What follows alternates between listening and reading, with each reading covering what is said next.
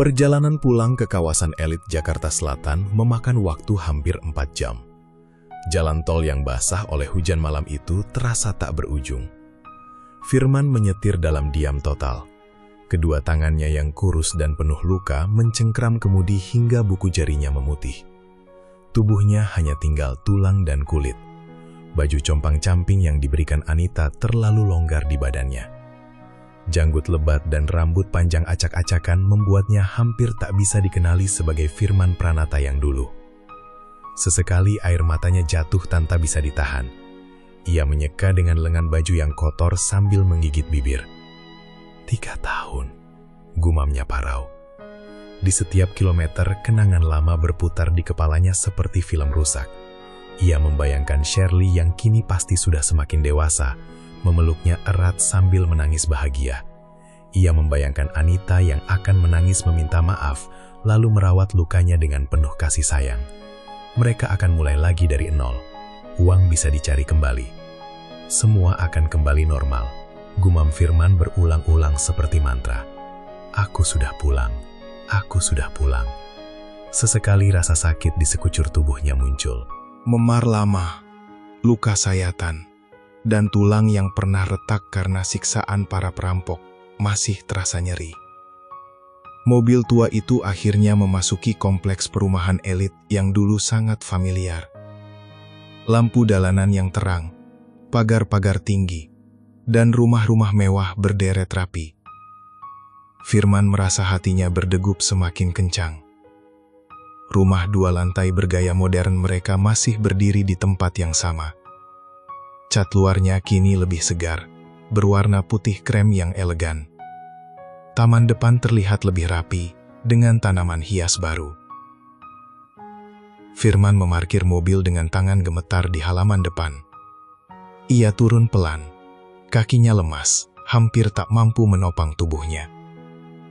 Udara malam terasa dingin menusuk tulang. Dengan langkah tertatih, ia berjalan menuju pintu utama yang dulu sering ia buka dengan senyum lelah setelah kerja. Sesampainya di depan pintu, Firman berdiri beberapa saat. Ia menarik napas dalam-dalam, berusaha menenangkan jantungnya yang berdegup liar. Kemudian ia mengetuk pintu pelan. Sekali, 2 kali. Seketika, suasana hangat menyambutnya. Aroma masakan lezat, rendang dan sup ayam, menguar dari dalam. Suara tawa ringan dan dialog televisi terdengar jelas. Tapi senyum Firman yang sempat terbit, langsung membeku di wajahnya. Di sofa ruang tamu yang mewah, Anita duduk manja di pangkuan Henry. Lengannya melingkar di leher pria itu. Kepalanya bersandar intim di dada bidang Henry. Henry sendiri tersenyum lebar. Satu tangannya memeluk pinggang Anita posesif. Tangan satunya memegang gelas wine. Shirley, yang kini berusia 19 tahun dan semakin cantik dewasa, tertawa riang sambil bersandar di bahu Henry dari sisi lain. Rambutnya tergerai indah, mengenakan baju tidur sutra mahal. Meja makan besar di depan mereka penuh hidangan mewah. Steak, lobster, aneka makanan laut, dan botol-botol minuman impor. Rumah itu terlihat jauh lebih mewah daripada 3 tahun lalu. Mereka bertiga serentak menoleh ke arah pintu. Ruangan menjadi hening seketika. Hanya suara televisi yang masih menyala samar. Anita membelalak. Wajahnya yang cantik memucat dalam sekejap. Shirley menutup mulutnya dengan tangan. Matanya membesar penuh keterkejutan. Henry mengerutkan kening, tapi bibirnya masih tersenyum tipis. Hampir mengejek. Firman berdiri di ambang pintu seperti patung. Dunia yang ia bayangkan selama 3 tahun di neraka, hancur berkeping-keping dalam hitungan detik. Kakinya gemetar hebat.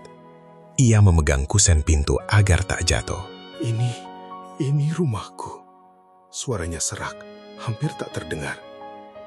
Anita buru-buru turun dari pangkuan Henry, merapikan bajunya yang agak berantakan. Wajahnya campur aduk antara kaget, takut, dan rasa bersalah. Mas, Hidup. Firman tertawa pendek. Tawanya pahit dan menyakitkan.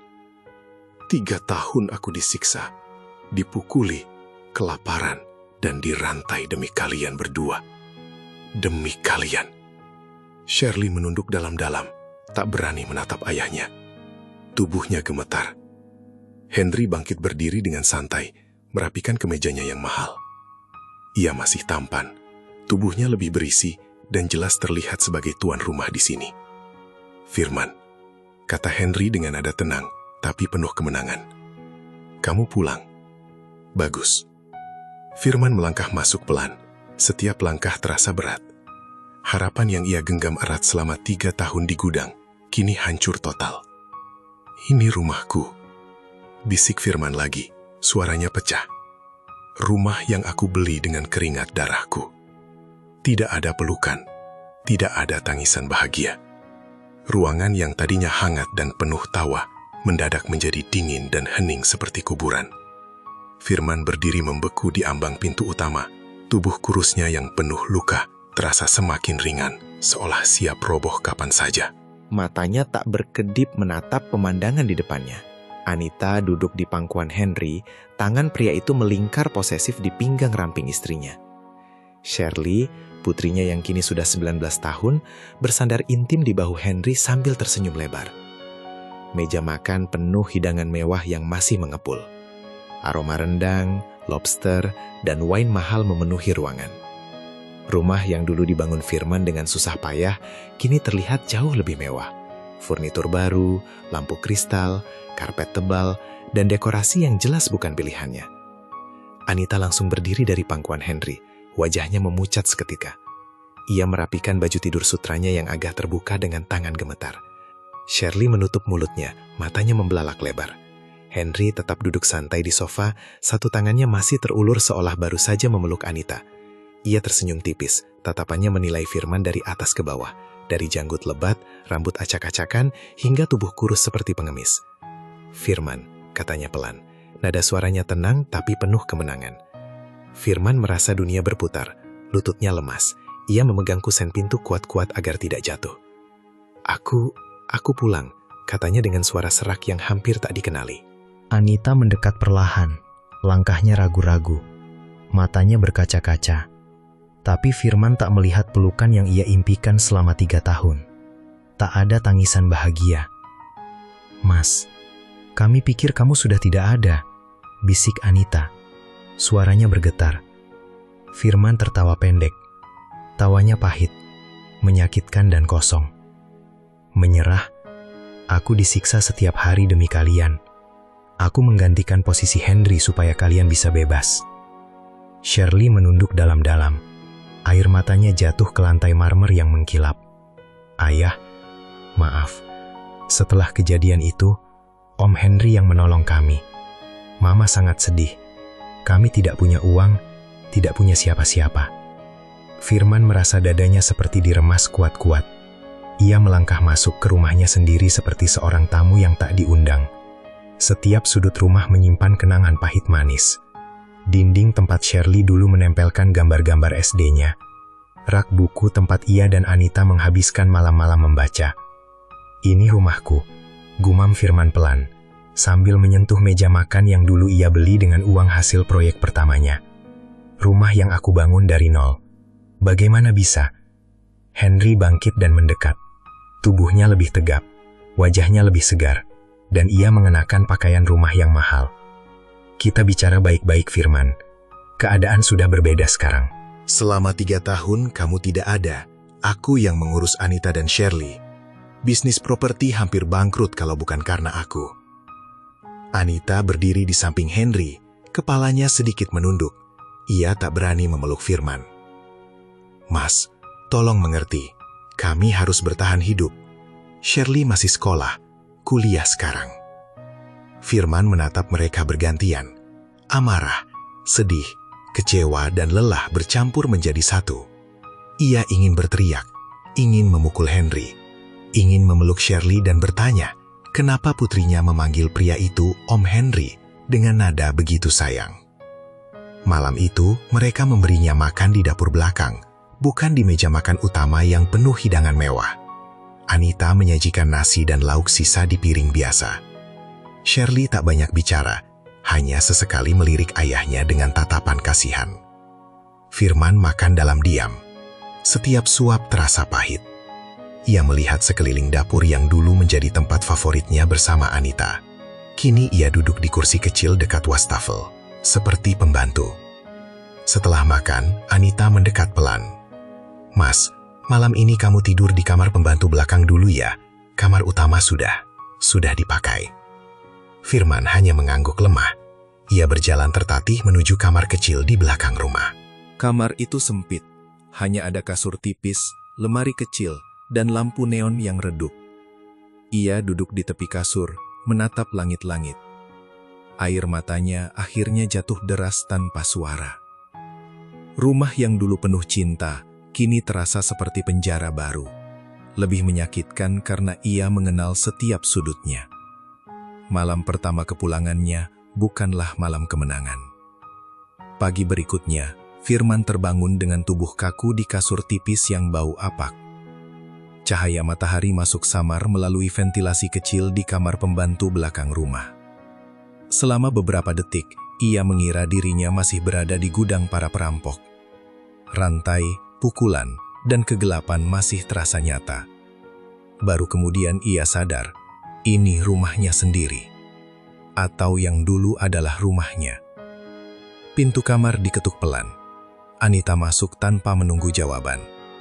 Ia mengenakan daster mewah berwarna krem, rambutnya terurai rapi, dan wajahnya sudah dirias meski masih pagi. Firman duduk pelan, tulang punggungnya terasa nyeri. "Mas, sudah bangun?" kata Anita datar. Suaranya tidak hangat seperti dulu. Firman mengangguk lemah. Tubuhnya yang kurus terlihat semakin menyedihkan di bawah cahaya pagi. "Keadaannya sudah berbeda sekarang, Mas," ujar Anita tanpa basa-basi. Selama 3 tahun kamu tidak ada, Henry yang mengurus segalanya. Bisnis properti, tagihan rumah, sekolah Shirley, bahkan renovasi rumah ini. Semuanya sudah atas nama saya dan Henry. Firman merasa seperti ditampar. Ia menatap Anita dengan mata kosong. "Bukan menjual," jawab Anita cepat. "Hanya mengalihkan. Kami pikir kamu sudah tidak kembali. Henry yang menyelamatkan kami dari kebangkrutan." Pintu terbuka lebih lebar. Shirley muncul di belakang Anita. "Ayah, tolong mengerti," kata Shirley pelan, hampir tak berani menatap mata ayahnya. "Om Henry yang membiayai kuliahku. Dia baik ke kami. Kalau ayah ingin tinggal di rumah ini, ayah harus bantu pekerjaan rumah sebagai pembantu." Firman tertawa kecil. Tawanya pahit dan pecah di tengah jalan. Ia menutup wajah dengan kedua tangan kurusnya. Air matanya jatuh tanpa suara. Dulu ia adalah tuan rumah. "Ayah mengerti," bisik Firman akhirnya. Suaranya hancur. Anita terlihat sedikit lega, meski ada rasa bersalah di matanya. "Mulai hari ini ya Mas, kamu bisa pakai baju lama di lemari belakang. Jangan buat Henry marah." Firman disuruh membersihkan meja makan bekas pesta semalam. Piring-piring kotor bertumpuk tinggi. Sisa makanan mewah yang semalam ia lihat dari kejauhan, kini harus ia cuci. Tangan kasarnya yang dulu biasa memegang dokumen kontrak proyek, kini mencuci piring dengan sabun cuci yang membuat kulitnya perih. Henry turun dari lantai atas sambil bersiul. Ia mengenakan kemeja mahal dan jam tangan mewah. "Babu, kopi saya yang biasa, panas, jangan terlalu manis," katanya santai, seolah sudah biasa memanggil Firman dengan sebutan itu. Firman mengangguk pelan. Shirley yang sedang sarapan hanya menunduk, pura-pura sibuk dengan ponselnya. Anita kadang melihat dari kejauhan dengan tatapan bersalah, tapi ia tak pernah menegur Henry. Shirley hampir tak berbicara dengan ayahnya. Siang hari, Firman memasak makan siang untuk mereka bertiga. Ia memasak nasi goreng sederhana karena itu yang ia bisa dengan bahan yang ada. Saat menyajikan, Henry mengernyit. "Ini makanannya. Besok masak yang lebih enak ya, Babu." Firman hanya diam. Ia makan di dapur belakang, sendirian dengan porsi sisa-sisa. Sore harinya, saat membersihkan kolam renang, Firman melihat bayangannya di permukaan air. tubuh kurus, janggut lebat, rambut acak-acakan, dan mata yang kosong. Ia dulu adalah seorang pengusaha sukses. Kini ia babu di rumah sendiri. Malam tiba. Setelah selesai mencuci piring malam hari, Firman kembali ke kamar pembantu. Ia menutup pintu, lalu ambruk di kasur tipis. Air matanya akhirnya pecah. Isakannya tertahan agar tak terdengar ke lantai atas. "Kenapa harus seperti ini?" bisiknya parau. Tapi di balik air mata dan kehinaan yang dalam, ada sesuatu yang mulai menyala lagi di dadanya. Api yang dulu lahir di gudang para perampok. Firman mengusap air matanya. "Aku akan bertahan," gumamnya pelan. "Aku akan kuat." Dan suatu hari nanti, ia tak melanjutkan kalimatnya. Tapi di dalam hatinya, rencana mulai terbentuk. Pelan, hati-hati, mematikan. Malam itu, untuk pertama kalinya sejak pulang, Firman tidur dengan senyum tipis yang dingin di balik janggutnya. Firman kini sudah tidak lagi terlihat seperti mayat hidup yang baru keluar dari gudang perampok. Tubuhnya yang dulu kurus kering mulai berisi kembali berkat kerja fisik berat setiap hari. Otot lengannya mengeras karena menyapu, mengepel, mencuci mobil, memotong rumput, dan mengangkat barang-barang berat. Setiap pagi dimulai dengan panggilan merendahkan. Firman menjawab selalu dengan baik atau anggukan pelan. Ia menjalani peran itu dengan sempurna di siang hari. Ia melihat bagaimana Henry menguasai bisnis properti yang dulu ia bangun dari nol. Dokumen-dokumen perusahaan kini atas nama Henry dan Anita. Beberapa proyek tanah strategis yang Firman kumpulkan bertahun-tahun sudah dijual dengan harga tinggi. Uangnya mengalir deras ke rekening Henry. Mobil mewah berganti model baru, liburan ke luar negeri menjadi rutinitas, dan renovasi rumah terus dilakukan. Suatu sore, saat membersihkan garasi, Firman menemukan map dokumen lama yang hampir dibuang. Di dalamnya tertulis penjualan tanah di Cikarang. Tanah yang dulu ia beli dengan pinjaman bank dan keringatnya sendiri. Malam itu, Firman disuruh membersihkan kolam renang di belakang rumah. Bulan purnama menyinari air kolam yang berkilau. Ia menggerakkan sapu kolam dengan gerakan lambat. Telinganya waspada. Jendela kamar utama di lantai 2 sengaja terbuka lebar karena malam itu cukup panas. "Dia masih di sini. Sudah 3 bulan. Buang saja dia ke jalan." Anita menjawab pelan. Suaranya terdengar ragu. "Kasihan Hen. Dia kan ayah Shirley. Kalau kita usir, nanti orang kompleks bisa gosip. Lagi pula, dia tahu banyak tentang bisnis properti." Proyek lama masih banyak yang dia hafal. Firman menjengkram gagang sapu kolam hingga jarinya memutih. Shirley ikut bicara, suaranya manja seperti biasa. "Iya Om, ayah pinter kok. Kemarin Om minta daftar proyek yang masih menguntungkan, ayah langsung kasih detailnya tanpa bohong. Tapi jangan kasih dia uang banyak ya, kasih saja secukupnya untuk makan." Henry tertawa keras. "Bener juga, biarkan dia jadi babu seumur hidup. Enak ada pembantu gratis yang tahu seluk-beluk bisnis. Anita, besok suruh dia buat laporan proyek Green Valley yang dulu." Anita hanya diam. Firman berdiri membeku di tepi kolam. Air matanya jatuh ke permukaan air tanpa suara. Ternyata selama ini ia bukan hanya babu. Ia adalah sapi perah, sumber informasi gratis yang mereka peras setiap kali butuh. Ia membersihkan kolam hingga larut malam dengan pikiran berputar kencang. Setiap penghinaan, setiap panggilan babu, setiap tatapan kasihan Shirley, dan setiap pelukan Anita pada Henry kini terasa seperti bahan bakar. Malam itu, untuk pertama kalinya setelah pulang, Firman tersenyum di kegelapan kamar pembantunya. Senyum yang dingin. Ia duduk di tepi kasur tipis, mengambil secari kertas dan pulpen yang ia curi dari meja kerja Henry. Dengan tulisan kecil dan rapi, ia mulai mencatat. Nomor rekening Henry yang ia lihat saat membersihkan kamar, daftar aset yang sudah dijual, kontak rekan bisnis lama yang masih setia padanya. Setiap malam, setelah selesai bekerja, Firman mencatat. Ia juga mulai berolahraga diam-diam di kamar kecilnya, push up, sit up, dan latihan kekuatan tubuh. Tubuhnya yang semakin kuat ia persiapkan untuk sesuatu yang lebih besar. 3 bulan kehinaan telah mengajarinya satu hal. Kesabaran adalah senjata paling mematikan. Suatu siang, saat sedang menyapu halaman depan, Shirley pulang kuliah lebih awal. Gadis itu berhenti sebentar di depan ayahnya. "Apa kabar?" tanyanya pelan. Firman mengangkat wajah, tersenyum lembut seperti ayah yang penyayang. "Ayah baik, Nak." Shirley menangguk, lalu masuk ke rumah. Malam harinya, Henry memanggil Firman ke ruang kerja. "Babu, besok buatkan proposal untuk tender proyek di BSD. Kamu kan tahu seluk-beluknya." Firman mengangguk patuh. Saat keluar dari ruangan, Firman berjalan menuju kamar pembantu dengan kepala tertunduk. "Kalian memanfaatkanku. Bagus." Di kamar kecilnya, Firman membuka kertas catatannya. Daftar itu semakin panjang. Api dendam yang dulu kecil di gudang perampok, kini telah menjadi lautan api yang mengamuk di dadanya. Ia masih sabar. Firman kini bukan lagi sosok kurus kering yang baru keluar dari neraka. Tubuhnya telah berisi kembali karena kerja fisik berat setiap hari. Lengan dan punggungnya mengeras.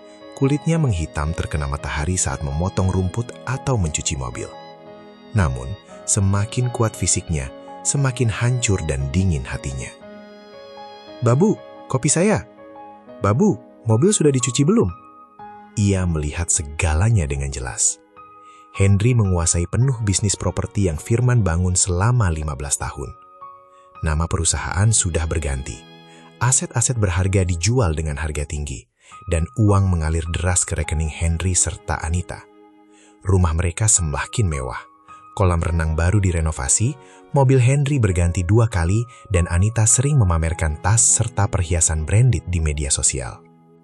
Suatu sore yang panas, Firman sedang membersihkan garasi ketika menemukan map dokumen lama yang hampir dibuang.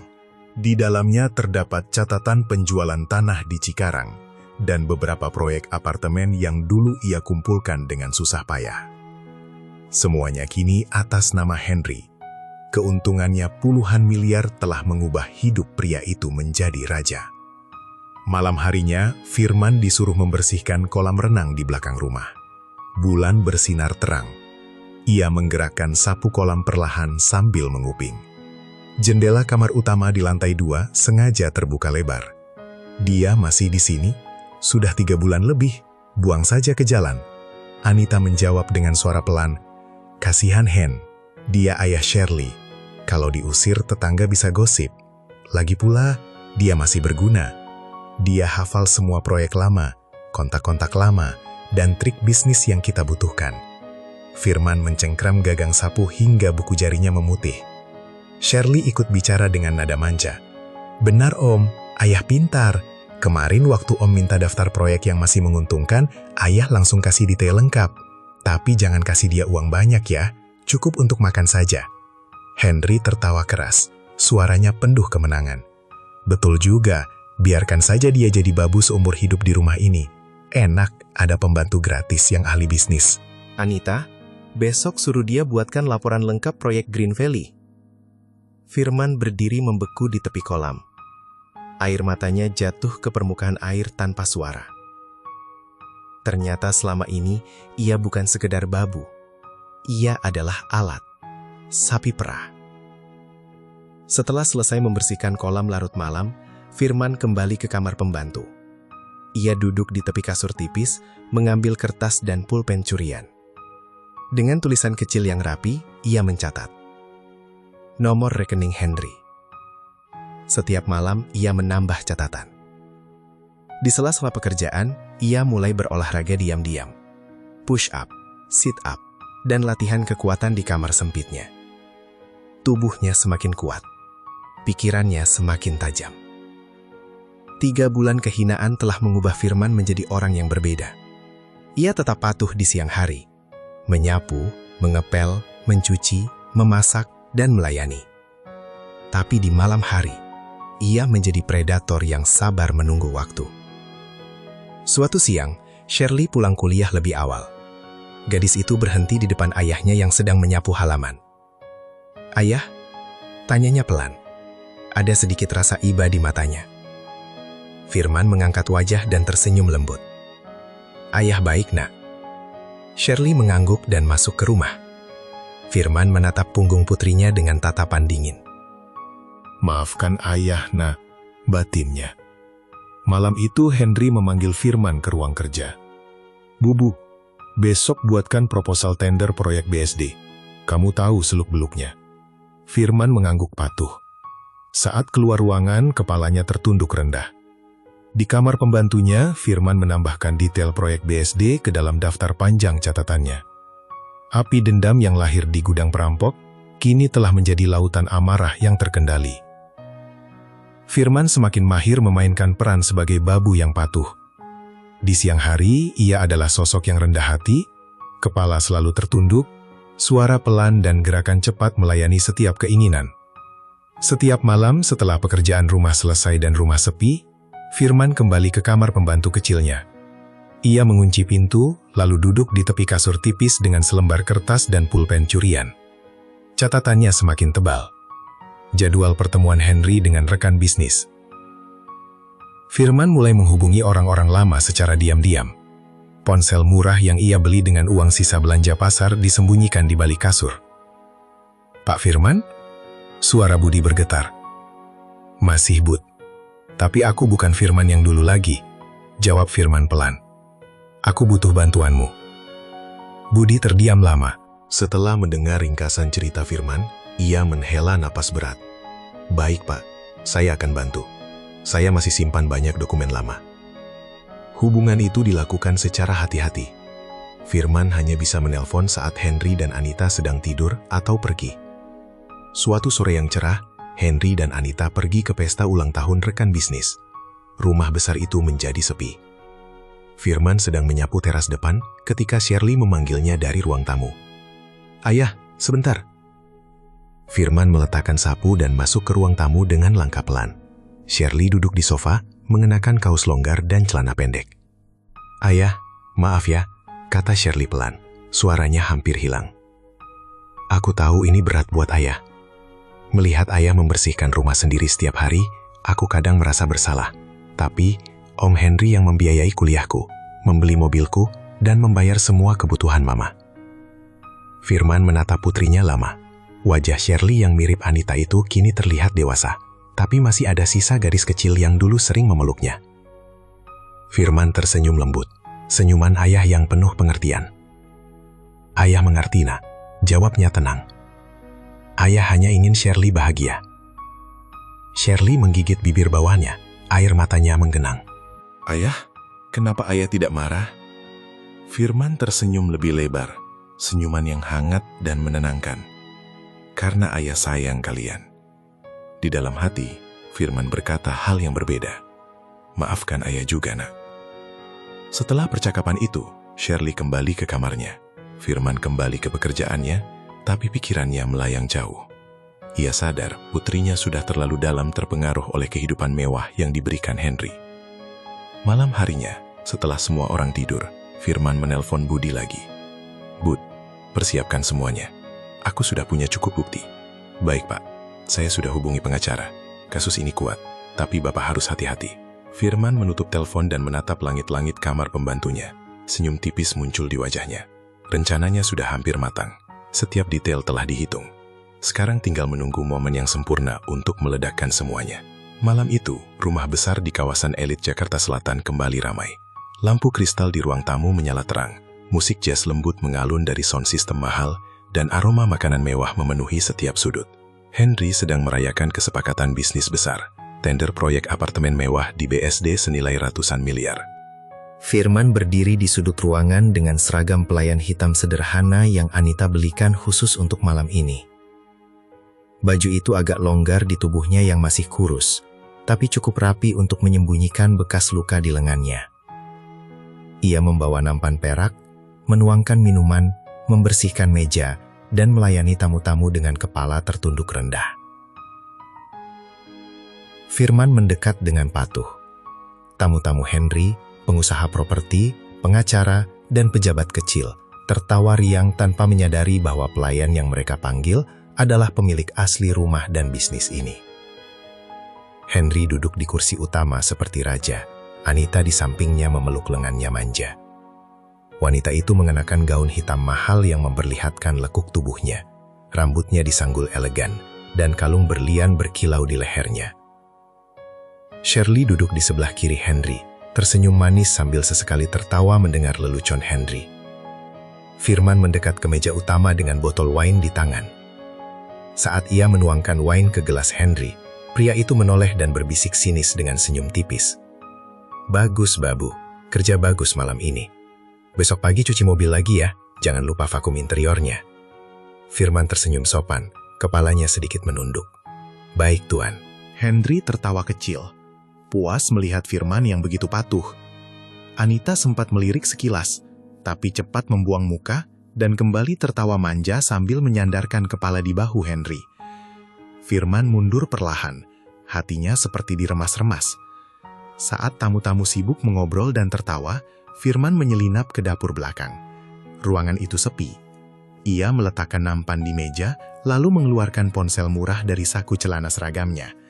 Layar menyala. Semua bukti sudah terkumpul. Dokumen lengkap, saksi siap. Rekening juga sudah dilacak. Besok malam kita bisa gerak. Firman menatap pesan itu lama. Jarinya menggenggam ponsel erat hingga bergetar. Akhirnya, ia menoleh ke arah ruang tamu melalui celah pintu dapur. Dari sini ia bisa melihat jelas. Anita tertawa manja sambil mencium pipi Henry. Shirley duduk di antara mereka seperti putri mahkota kecil yang dimanja. Lampu kristal memantulkan cahaya pada perhiasan mereka. Firman menggenggam ponsel semakin erat. "Waktunya sudah dekat," bisiknya pelan. Suaranya hampir tak terdengar. Ia tersenyum tipis di kegelapan dapur. Senyum yang penuh kepuasan dingin. Bayangan pembalasan yang telah ia persiapkan selama berbulan-bulan akhirnya akan terwujud. Ia sudah membayangkan wajah Henry saat digiring polisi. Anita yang menangis memohon, dan Shirley yang terkejut melihat siapa ayahnya sebenarnya. Firman hendak menyimpan ponsel kembali ke saku ketika tiba-tiba pintu dapur terbuka pelan. Wanita itu menatap Firman dengan tatapan curiga. "Mas?" Suaranya pelan tapi tajam. Firman membeku. Senyum tipis di wajahnya hilang seketika. Jantungnya berdegup kencang. Anita melangkah masuk ke dapur, menutup pintu di belakangnya. "Mas, jawab aku.